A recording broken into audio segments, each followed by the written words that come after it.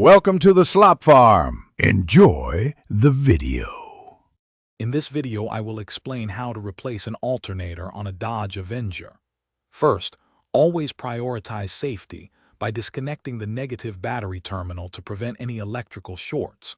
Next, gather all your essential tools, including a set of wrenches, various sockets, and a specialized serpentine belt tool. It is crucial to ensure the engine is completely cool before you begin any work to avoid potential burns. This preparation ensures a smoother process. Now let's get to removing the old alternator. Begin by locating the serpentine belt tensioner. Loosen it and carefully remove the belt from the alternator pulley. Next, disconnect all electrical connections, including the main power wire and any smaller sensor wires. Then, unbolt the alternator's mounting bolts.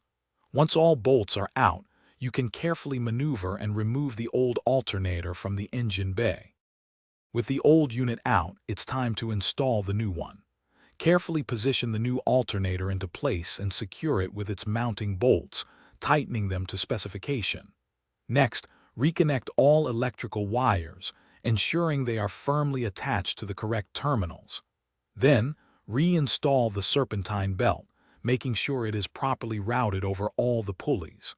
Finally, double-check all connections and bolt tightness for security.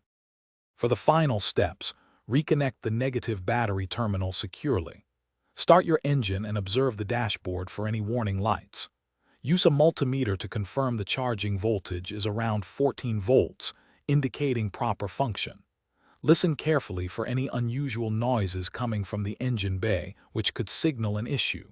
Remember, life's too short for a stinky car, so grab a little Tree's black ice. Check the description for a link to that and other great deals.